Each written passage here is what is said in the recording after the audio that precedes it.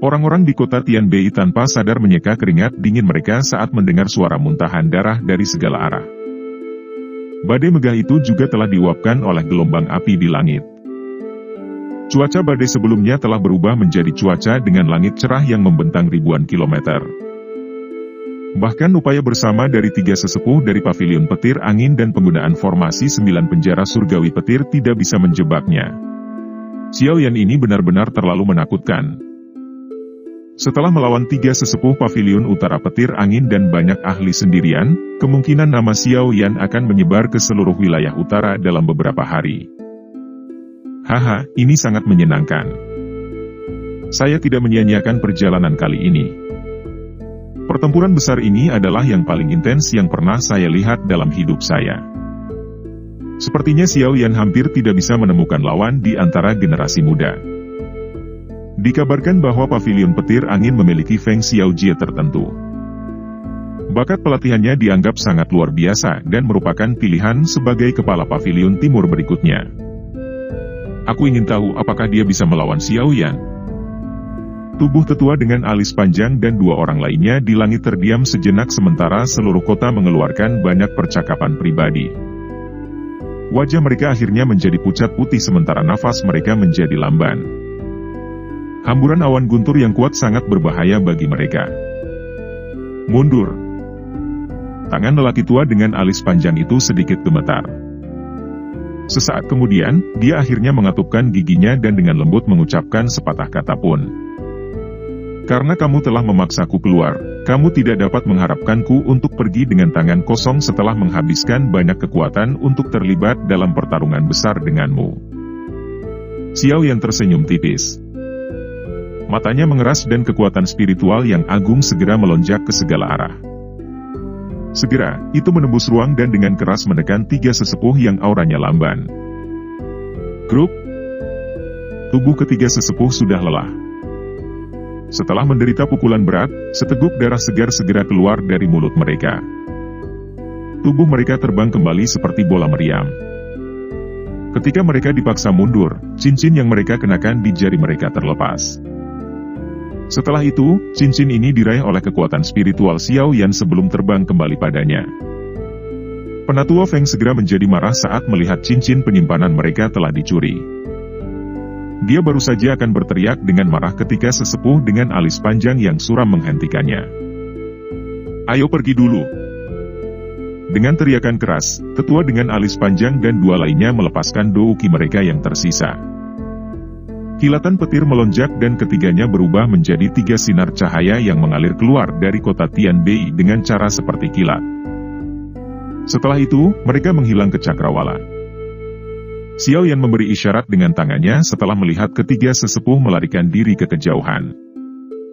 Dia memegang 3 cincin penyimpanan di tangannya. Bukan karena dia tidak berniat membunuh mereka semua, tapi ketiganya saling menempel seperti permen karet.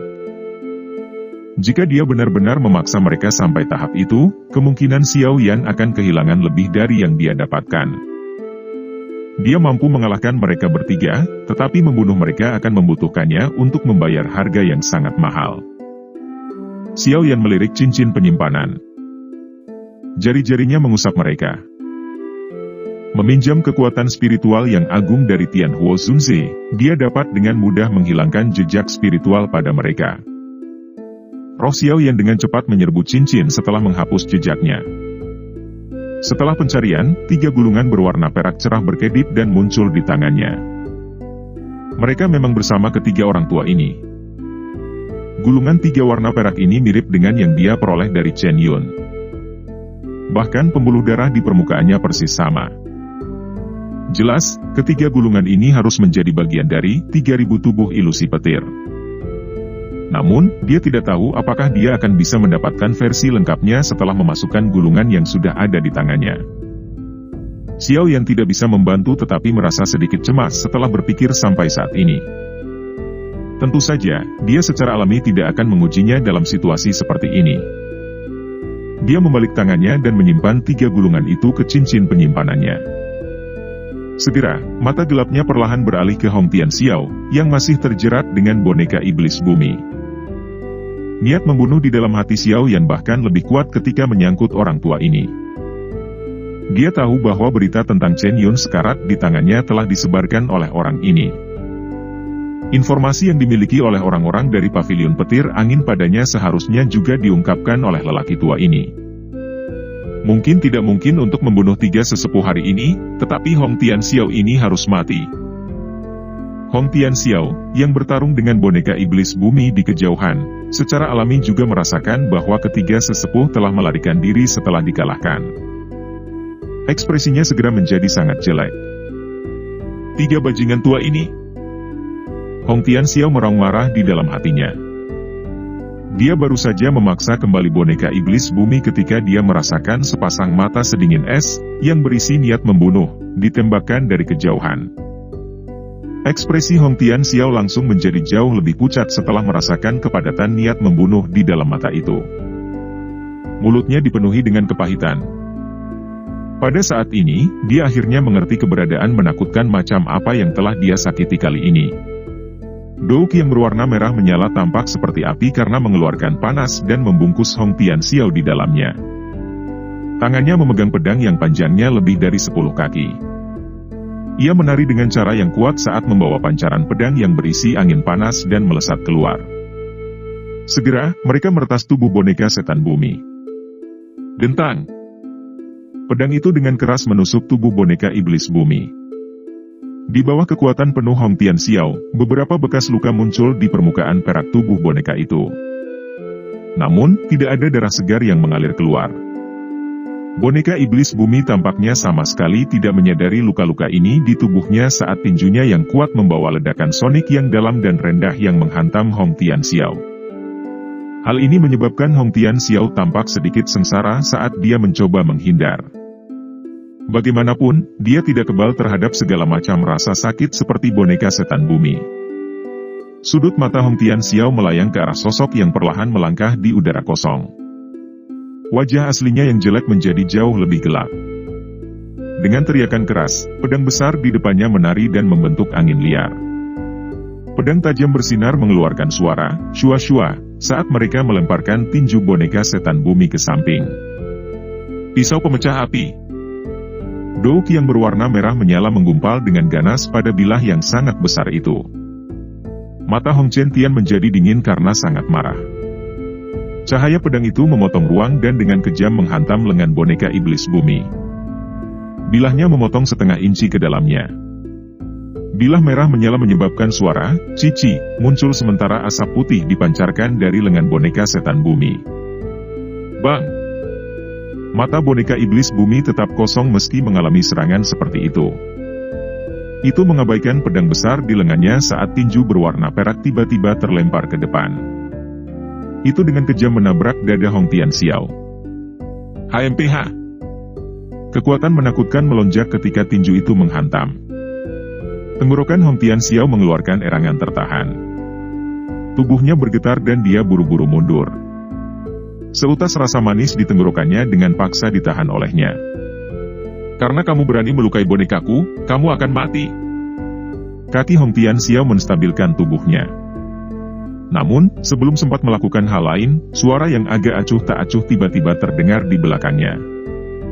Suara itu dikirim ke telinga Hong Tianxiao, dan matanya segera menyusut. Tatapannya melihat ke arah di mana Xiao Yan berada, hanya untuk melihat bayangan yang perlahan menghilang. Rasa dingin tiba-tiba muncul di hati Hong Tianxiao saat dia melihat bayangan yang tersebar. Rasa dingin baru saja muncul ketika angin yang menakutkan tiba-tiba melesat dari belakangnya. Hong Tianxiao buru-buru berbalik saat dia merasakan keterkejutan di hatinya. Tangannya yang memegang pedang besar berwarna merah menyala tidak ragu sedikit pun. Dia menggumpalkan douki di seluruh tubuhnya dan dengan kejam meretas. Ci! Cahaya pisau tajam diayunkan ke bola meriam spiritual yang sangat besar. Keduanya berhenti sejenak ketika sebelum lengan Hong Tianxiao tiba-tiba bergetar dan bola meriam spiritual tiba-tiba meledak. Bang! Gelombang udara yang tak terlihat menyebar. Hong Tianxiao, yang pertama kali terkena itu, sekali lagi merasakan tenggorokannya menjadi manis. Seutas darah segar tanpa sengaja merembes dari sudut mulutnya. Dia tidak bisa diganggu untuk menghapus jejak darah saat dia buru-buru membuka mulutnya. Adik Xiao Yan, ini adalah dendam antara pavilion utara petir angin dan kamu. Ini tidak ada hubungannya dengan diriku yang dulu. Aku yang dulu dipaksa untuk menyerang. Apa menurutmu aku akan mempercayaimu? Xiao Yan menatap Hong Tian Xiao. Wajahnya mengandung ejekan samar. Orang tua ini sangat cepat melepaskan tanggung jawab. Adik Xiao Yan, klan Hongku memang salah dalam masalah ini. Selama Anda membuka mulut, klan Hong saya pasti dengan senang hati mengganti kerugian Anda. Ekspresi Hong Tian Xiao tumpul saat melihat ini. Tatapannya berputar saat dia buru-buru berkata, kompensasi. Langkah kaki Xiao Yan berhenti saat dia bertanya dengan penuh minat. Melihat Xiao Yan akhirnya tertarik, Hong Tian Xiao pun merasakan kegembiraan di hatinya. Dia buru-buru mengangguk. Meskipun dia mengungkapkan kegembiraan yang sangat tulus di wajahnya, hatinya dipenuhi dengan kejahatan. Dari apa yang dikatakan penatua Wulei sebelumnya, kekuatan bocah ini tampaknya berasal dari tubuh spiritual di dalam dirinya. Dengan kata lain, dia tidak akan bisa bertahan lama dalam kondisi seperti ini. Begitu waktunya habis, dia pasti akan memasuki kondisi lelah. Pada saat itu, saya akan menemukan kesempatan untuk membunuhnya. Bajingan kecil ini telah menyebabkan klan Hong saya menderita kerugian besar. Apalagi, dia jelas bukan orang yang penyayang. Jelas sangat sulit untuk berdamai dengannya setelah semua yang dilakukan klan Hong saya. Makanya, bocah ini harus mati. Meskipun pikiran jahat ini masih ada di dalam hati Hong Tian Xiao, wajahnya dipenuhi dengan senyuman. Dia berhenti menunjukkan kesombongan yang biasanya dia miliki. Selama saudara Xiao Yan memiliki niat ini, klan Hong saya pasti akan mengerahkan semua upaya kami.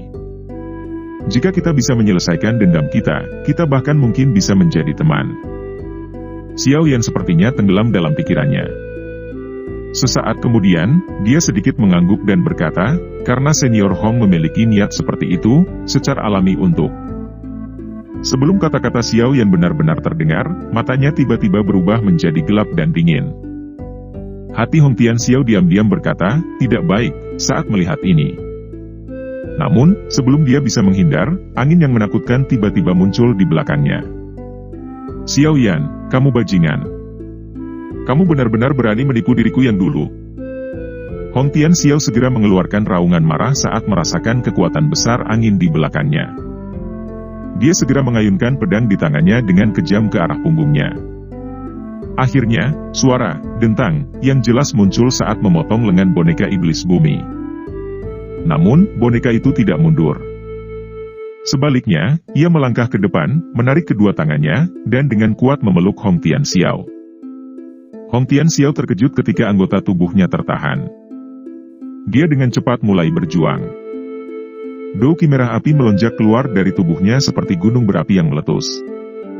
Namun, boneka iblis bumi dengan tegas menahan Hong Tian Xiao di bawah perintah Xiao Yan. Itu benar-benar mengabaikan panasnya Douki. Aku yang dulu pasti tidak akan membiarkanmu membunuhku semudah ini. Mata Hong Tian Xiao mengungkapkan kegilaan setelah menyadari bahwa Xiao Yan berniat membunuhnya setelah dia ditahan oleh boneka iblis bumi. Douki di dalam tubuhnya bertabrakan. Segera, kekuatan liar dan ganas dengan cepat melonjak keluar. Dari penampilannya, orang tua ini sebenarnya sedang berpikir untuk menghancurkan diri sendiri. Xiao Yan tampaknya telah mengantisipasi rencana Hong Tian Xiao. Douki di tubuhnya melonjak, dan tubuhnya bergegas ke depan seperti hantu. Matanya sedingin es sementara telapak api hijau giok muncul. Itu seperti kerucut api karena ditusuk dengan kejam ke depan. Hong Tian Xiao yang berjuang tiba-tiba menjadi kaku di tengah suara lembut. Dia perlahan menundukkan kepalanya dengan susah payah dan melihat ke tangan api yang telah menembus dadanya. Kekejaman di matanya mengeras mencapai puncaknya. Xiao Yan tanpa ekspresi setelah menghancurkan kekuatan hidup Hong Tian Xiao dengan satu serangan. Xiao Yan tiba-tiba meletakkan tangannya di kepala Hong Tian Xiao dan menariknya dengan kasar.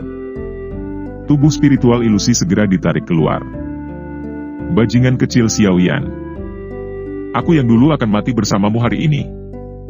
Semangat ilusi Hong Tian Xiao baru saja ditarik keluar saat mengeluarkan raungan ganas. Namun, sebelum jiwanya bisa menghancurkan diri sendiri, kekuatan spiritual yang agung telah melonjak keluar dari tubuh Xiao Yan dan dengan keras bertabrakan dengan jiwa. Segera, jiwa Hong Tianxiao berubah menjadi ilusi dan kewarasan di matanya dengan cepat menghilang. Tabrakan antar roh adalah hal paling berbahaya yang bisa terjadi. Jika seseorang ceroboh, tidak hanya pikirannya akan rusak, tetapi pikiran pihak lain juga akan menderita beberapa luka. Namun, beruntung setelah meminjam kekuatan spiritual Tianhuo Sunse, kekuatan spiritual Xiao Yan jauh lebih kuat daripada kekuatan spiritual Hong Tianxiao. Karenanya, benturan ini telah sangat mengurangi kesadaran di dalam jiwa Hong Tianxiao. Xiao Yan meraih jiwa Hong Tianxiao saat dia melihat kelumpuhan muncul di matanya. Kekuatan spiritual yang agung seperti bandit karena menggunakan metode paling brutal untuk menerobos jiwa Hong Tianxiao. Setelah menyapunya, Xiao Yan benar-benar menghilangkan kesadarannya.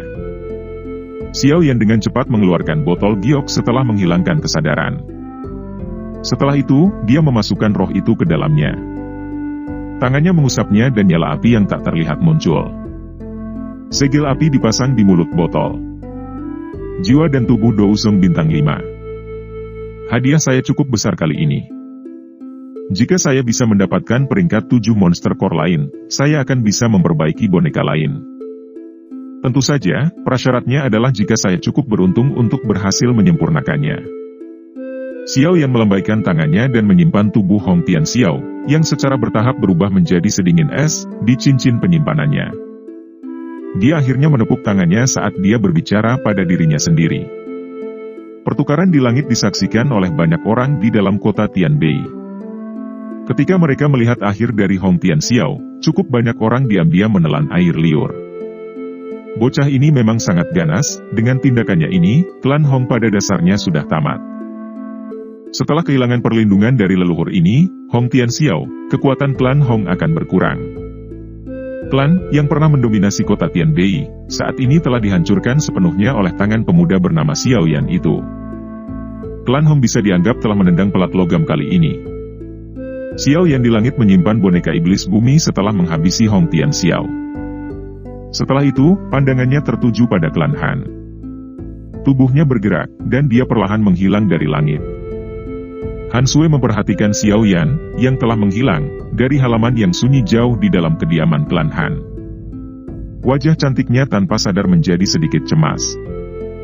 Dia baru saja akan menggunakan sayap doukinya untuk naik ke udara saat sebuah suara perlahan terdengar di dalam halaman kecil. Sepertinya pavilion utara petir angin tidak akan menggunakan klan Han sebagai sandera di masa depan. Selama klan Han tidak menyebutkan keberadaanku, itu seharusnya bisa bertahan dengan damai. Han Sui dan Han Yu dengan cepat menoleh ketika mereka mendengar suara ini. Mereka memandang pemuda yang muncul di halaman. Hati Han Sui menjadi bersemangat saat dia mengambil 2 langkah ke depan. Namun, segera, dia sepertinya memahami sesuatu. Wajah cantiknya menjadi agak pucat saat dia bertanya, "Kamu tidak akan kembali lagi setelah pergi, kan?" Xiao Yan tersenyum dan dengan lembut menjawab, "Aku telah menyinggung pavilion petir angin. Jika saya melibatkan diri dengan Anda semua, kemungkinan besar masalah hari ini akan terulang kembali. Ketika kekuatanku mencapai tingkat di mana aku tidak lagi takut dengan pavilion petir angin, aku akan datang mengunjungi klan Han. Saya harap Anda tidak akan mengejar saya saat itu." Han Sui dengan erat menggigit bibir merah bawahnya dengan bagian belakang giginya. Tubuh indahnya memiliki semacam perasaan tidak stabil. Dia samar-samar menyadari bahwa dia mungkin benar-benar kesulitan bertemu Xiao Yan lagi di masa depan setelah mereka berpisah hari ini. "Xiao Yan, terima kasih. Klan Han akan mengingat bantuanmu ini." Han Yu dengan lembut menghela nafas lembut. Dia melangkah maju, menarik Han Sui, dan dengan lembut berbicara kepada Xiao Yan. "Senior Han Yu benar-benar terlalu sopan. Saya hanya menyelesaikan masalah yang saya buat." Xiao Yan tersenyum. Dia segera melihat wajah pucat Han Sui dan menghela nafas di dalam hatinya. Menangkupkan kedua tangannya, dia berkata, "Bantu aku mengucapkan selamat tinggal pada kakak laki-laki Han Chong dan yang lainnya. Anda adalah kelompok teman pertama yang saya dapatkan setelah tiba di wilayah dataran tengah. Semoga kita akan bertemu lagi." Suara Xiao Yan terdengar sebelum tubuhnya bergetar dan perlahan menghilang. Han Sui menyaksikan Xiao Yan yang perlahan menghilang. Dia akhirnya tanpa sadar menerkam kepelukan Han Yu dan mulai menangis. Sosok Han Fei buru-buru muncul di pintu masuk halaman. Namun, ketika dia melihat Han Sui yang menangis, dia hanya bisa menghela nafas. Tatapannya melihat ke langit yang jauh saat dia bergumam, "Teman kecil Xiao Yan, klan Han akan menerima bantuanmu ini. Kami pasti akan membalas budi Anda di masa depan jika kami memiliki kesempatan."